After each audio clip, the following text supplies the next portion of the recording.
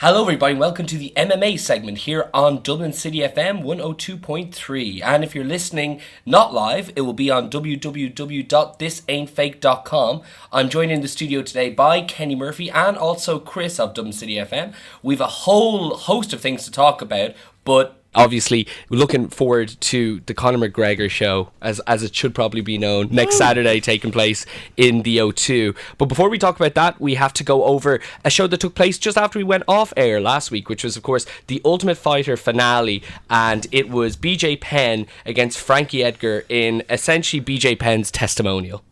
That would be a fair way of summing up, actually. It was sad. Did you watch the fight? Yep. Talk about his walk to the cage. I certainly hope you watch the fight if you're going to cover it, lads. He was crying on his way to the cage, which is not unusual for BJ Penn. He did this before the Matt Hughes fight and the second GSP fight, and he's an emotional dude. But I think everybody knew going in, this is probably going to be BJ's last fight. If you look back to the Nick Diaz fight in late 2011, and then the Rory McDonald fight at the end of 2012, which are both at 170. You know, he was clearly somebody whose powers were diminishing. Yeah. However, he was fighting at 170, and this guy walks around that weight, so he was very undersized for the weight class. So you could kid yourself if you wanted to that maybe this was going to be his one last hurrah. He considered Frankie Edgar like his kryptonite, and he felt like he wanted to come back and take that third shot at him. And the truth was, I mean, to say he had nothing for him. We've seen fights that have ended in 30 seconds that you could say are more one-sided than this. But in terms of Ronda Rousey. You what? Yeah, Ronda Rousey last week. There you go.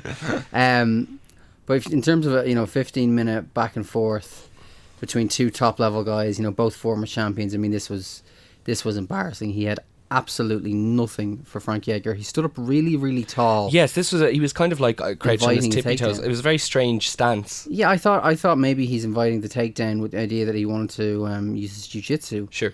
But I mean, he got taken down several times and he didn't try anything offensive, just defense. And it looked to me as though he was beaten before the first bell, to be perfectly honest with you. But it was a very, very excruciatingly sad fight to watch if you've been a BJ Penn fan or even an MMA fan for a long period of time. Yeah, this is one of the sport's true legends, and it's one, even if you got knocked out in 2 minutes, it's one thing. But it's this.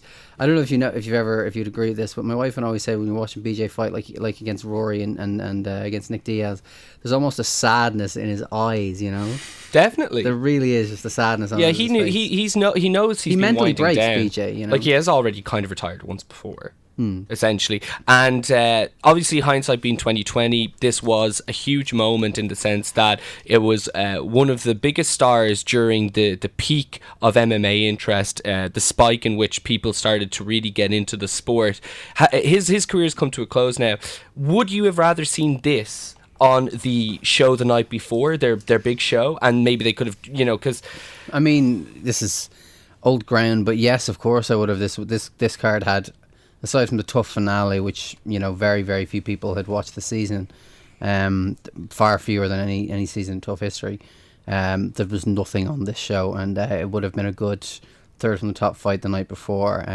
One thing I didn't mention in what we were discussing there a moment ago, it kind of spoke volumes that at the end of the fight, Frankie Edgar mentioned that he felt bad. And you never hear a fighter saying he feels bad for winning a fight, for dominating a fight, but he felt almost guilty for what he did to BJ here. It's kind of the same thing Lowe said after the Brazil match. Yeah. It's kind of like, I'm sorry. Yeah. Okay, but like this is all kind of coming full circle, conversational wise this week. So we're talking about switching around fights because of drop-offs and stuff like that. The last 2 years have just been littered with fights that have been announced and not gone ahead. This has come to really bite them in the bottom. For the second time in history, they've had to cancel a show.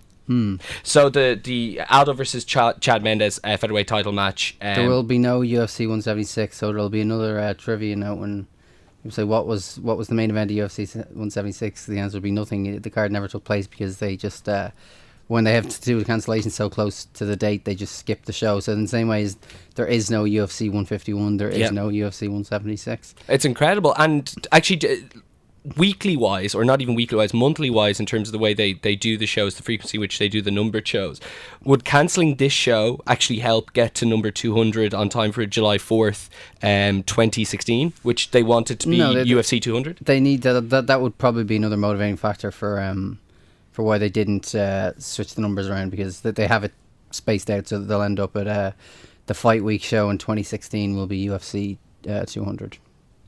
2 years out, do you want to take a stab at people who the main event, people potentially be on the main card? I think John Jones and Ronda, is that the easiest? That's the easiest. I don't know about Ronda, because you hear things, yeah, that maybe she said about her 4-year cycle thing. So if she's still around, I'd expect Ronda, John Jones, Chris Weidman. Those are the three right now that you would look at and think. If Ronda was to beat Carano in obviously just something that would draw a lot of attention, I don't think that many people give Carano a shout, but she was to do the Cyborg fight as well. If she was to tick those two boxes, would you call it quits there? I obviously we hope she doesn't. She's the biggest star in the sport, sure. But there's certainly something to be said for Alexis Davis. To me, was probably the weakest of her opponents so far. Liz Carmouche looked weak on paper, but at least put up a fight. But I mean, what is there really for her to do when she has those two fights? I mean, okay, maybe Kat Zingano, if she comes back and she looks like she used to, then you could argue that fight. But after that, I mean, you're looking at the likes of Betchko Heha. The boxer that was signed this week for UFC. Holly Holm, yeah, Holly there's Holm. another one, yeah, which I think they're obviously looking for that fight. So there's another one. But I guess if you look at those 4 fights on the horizon, to just the rest of the division, I don't see anyone there. Other than maybe by the time we get through those 4 fights, maybe Juliana Pena comes back from injury. Sure. But I also wonder if it's well known that she's part of the 4 horsewomen with Marina Shafir, Jessamine Duke, and Shayna Baszler, who are 3 other UFC fighters. And Shayna Baszler would probably have the most chance of getting up to a title fight, wouldn't she? Shayna looks like a busted flush to me, kind of like really? Roxanne Modafferi. But wait, was that a pun? Busted flush, because she's the Queen of Spades. No, but I wish it was. That would have been one of the best, but Ken. The point... Always say yes when I ask you that, okay? Just apologise for the puns. Yeah, you say yes and then apologise. The point being that... I don't know that she wants to keep the division hijacked, if her friends want to start making a run for it, because there's no doubt in my mind that they would not fight each other. So what happens if Jessamine Duke or if Marina Shafir really starts to make an impact in the division? Ronda doesn't want to fight them. She's already spoken of wanting future outside of MMA, and I think she probably has even more potential than Gina Carano to transition away from MMA and be a superstar. Absolutely. Okay, moving forward to next week's show, and the frequency of shows has almost been kind of the topic of the segment today, but looking forward to next week's show, especially if you're an Irish MMA fan, it's almost impossible unless you're an absolute hardcore to realise there is a midweek show. And that midweek show is UFC Fight Night. Main event is going to be between Donald Cerrone and Jim Miller. Edson Barbosa and Rick Story are also fighting on the card in terms of names. So is Jessamine Duke, funny enough. There you go. So let's just talk about the main event quickly, because we obviously want to have one little last preview. Perhaps we'll go around the table here and we'll discuss picks for the main event and main card of the Dublin show. But Cerrone and Jim Miller. Yeah, when I heard this fight was announced and I heard it was July 16th, this was when I was probably the time that I rued the UFC's excessive shows the most, because if you this fight on the Dublin card, I mean the Dublin card is twice, 3 times it would be just so much more appealing to me, because the Dublin main card, we've got McGregor, Nelson, Pickett and Norman Park on there, and they're all good fighters, but these are two, these guys have been in main events, these guys have been contenders or thereabouts for the championship, and they're 2 real dudes. Miller had a little bit of a bad patch, but he's got 2 straight now, and Cerrone's had a few straight as well, so it's a really interesting fight. Styles-wise, we know that the Cowboy is good on the ground but likes to keep it standing. We know that Miller is a grinder. He wants to take you down, beat you up and submit you. Cerrone is great with submissions as well. I personally am hoping that they do end up on the ground. We get some BJJ exchanges. Yep. I never like backing against Jim Miller, even though my head kind of says Donald Cerrone. I want to go with Jim Miller here. But the interesting thing here is the winner of this fight, I think, can kind of get back into title contention. I think the loser, especially if it's Miller, is kind of permanently dismissed from that conversation. No, I think that's pretty fair. Yeah, it's a kind of like a future eliminator fight, if you will. Okay, let's just talk about the Dublin show next week. I'm just this card is incredible. It's literally like a culmination of the last 4 years of mixed martial arts in this country. If Patrick Houlihan, Cottle Prender, Neil Seary, Norman Park, Gunnar Nelson and Conor McGregor all win, God help this city, is all I'll say. Even though it's only going to be 8,500 people. I love the way you're including Gunnar Nelson there from Iceland. It has to be like this guy. Gunny, I'd say he'd be taken as a Rowan anyway. Oh no, I think it's 8 of his 10 pre-UFC fights were in Ireland, and he's he kind of like almost like was flying the flag on par with McGregor maybe about 3 years ago for SVG Ireland. He had the guys from SVG in his corner, so that was certainly the first presence, and I'm sure his presence there didn't hurt when it came to getting McGregor and eventually Pendred shots in the UFC. Well, the majority of McGregor's camp was in Iceland with Gunnar. Up to I think they got home. I don't know if they're home. No, they did. They got home last week, I believe. So yeah, let's just run over predictions on the main card. Norman Park against Naoki Katani. What do we know about Katani there? Very little, Neil. Yeah, I have to say I'm not too sure. I'm actually just looking at the UFC fight night for the card in Dublin. He's actually blacked out as well. I don't think they know a whole lot about himself, but I just see the record 33, 10 and 7 to 22. Yeah, when a fighter's getting into the UFC and he already has 17 fights out of 50 that he hasn't won. I mean, he's won a lot of fights consecutively in Japan, but they're not always overly competitive over there.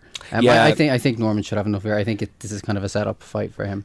Maybe it is a setup, and look at its position on the card for his televised fight. So yeah, Brad Pickett against Dean McCall. I'm really looking forward to seeing what kind of reaction Brad Pickett gets. One, because he's English, and two, because he beat Neil Seary, who of course is fighting on the preliminary card in Neil Seary's first UFC fight. That was a great fight as well. I really would like that one. That was one of my kind of like Seary did well in the third, as I recall. Yeah, absolutely. I'm absolutely loving Ian McCall's nickname here, Uncle Creepy, and his dodgy mustache. I would be one of the better ones, yeah. I would be very disappointed if Brad Pickett gets booed here. I just think I hope we're past that. I wouldn't think silly he stuff would get booed. Like I think as a nation we're kind of past all that. I'd like to think so. I'd like to think so. And as well, the fact he's been put on the main card. I think the whole thing with Neil Seary, I think it's really nice. This is his next fight. They're both fighting again on the same card. I love Brad Pickett. Obviously, Brad Pickett was on the show before here. He was really, really nice to us. He was very welcoming when we reached out to talk to him. He's a great fighter, and I really like his persona. I really like him as a character. I just feel his record is just spotty. Yeah, it is very spotty. I'm looking at his record here and just kind of going on to the booing thing. I wouldn't want to see it happen because I'm looking at the record here. He seems like the more entertaining fighter. There's no doubt. I mean, there's no 0% knockouts, total knockouts from McCall, or submissions or decisions. Yeah. So. And Brad Pickett's been in the UFC for quite a few years. He's very much loved. I think he's only been on one UK card, but like it was very obvious the reaction he was going to get there. He's very well liked, and about 3.5 years ago, he was one of the most highly thought of UK fighters in the company at the time. He looked to be on the verge of getting a championship match, then he dropped a fight to Eddie Wineland, and he's kind of been a 50-50 fighter ever since then. This is a very, very hard fight to call. Ian McCall has been through some stuff personally. I think it's been well publicised. His wife left him for somebody else in his camp, and he was living with Shane Del Rosario, the heavyweight who died at age 30. A drug-related death not too long ago. And Ian McCall famously in 2009, he died and was brought back to life, drug overdose. And there's been murmurings that he's been kind of he's not been on a slippery slope of late. So you don't know which Ian McCall is going to show up. On his best day, I think he probably beats Brad Pickett of 2014. I don't think Brad Pickett is at his best anymore. But I think that Brad may just have enough here. Semi-main is Gunnar Nelson against Zach Cummins. Obviously, Zach Cummins was a late replacement. Well, not really a late replacement, but a replacement from the first fight that was announced. Third opponent. I think it's his third opponent, yeah. That's just insane. I just see Gunnar taking this, and his reaction is actually just going to be incredible. Gunny will have too much for Cummings. And of course, the main event we've talked about a few times on the show thus far, Conor McGregor against Diego Brandao, who another replacement. McGregor stylistically against Brandao. Would Brandao probably be the most technical fighter he's fought, at least in the UFC? In the UFC, Brimage and who was the second fight? Holloway. Yes, Max Holloway. Yeah, so probably marginally. Like I said, I think it's a dangerous fight. I think we haven't seen Conor's jiu-jitsu tested in terms of from defensive situation. Conor needs. There's a huge amount of pressure on him here because he's not just expected to win. He's got 5 rounds. He's expected to knock Brandao out. If he can knock Brandao out in the first, second, third round, get a finish, cut a big promo, and maybe call out maybe Chad Mendes if all those been for a while. Notorious part 2. Yeah, like it's Or so Frankie. much going in here. What would be more impactful? Conor McGregor winning in Dublin against Diego Brandao, or Conor McGregor losing in Dublin against Diego Brandao? I mean, Knocking him out. Knocking him out would be huge. I just wonder what it would do against him. I think winning. Oh, absolutely. Yeah, I just if he wonder. loses, I think Brandao doesn't get as much out of it as McGregor does out of winning. If he loses, Brandao just beat a guy who's 2-0 in the UFC. It's not a huge deal. Yeah, the way I like to see it is McGregor is to MMA in Ireland as what Neymar is to Brazilian It's soccer. absolutely true. Maybe it mightn't seem quite as big Without all disparaging- at present time, without all the history behind without it. the history, exactly, because obviously like Neymar has been touted for like close to like 7 years. When you look at his age, that's just insane. But like he was like the great hope, about 7 years ago. McGregor, he absolutely is, and I just think a win on home turf will be so big for the sport just because of the amount of press it will get. Yeah, absolutely. Yeah. And obviously we wish every single SPG Ireland and Irish fighter and Northern Irish fighters And English. And English in the case of Brad Pickett, we wish And them Icelandic. we wish them all the best of luck, and it's going to be an If incredible you're not night. from Europe, we're not wishing you any luck at all. All right, guys, thanks very much for joining myself and Ken on this segment. You can always go to www.thisaintfake.com to hear our pro wrestling podcast and, of course, our mixed martial arts show podcasted. Thanks a million for that, Neil. And just before we cut to a breaker song, I'm not sure, I'll just do a quick roundup of the scores. Mayo have beaten Galway 3 goals and 14 points to 16 points in McHale Park. Mayo are Connacht champions. Down in Kildare, I'm just waiting confirmation on a full-time result, but Kildare have it won 6 points up in the last few minutes, while Clare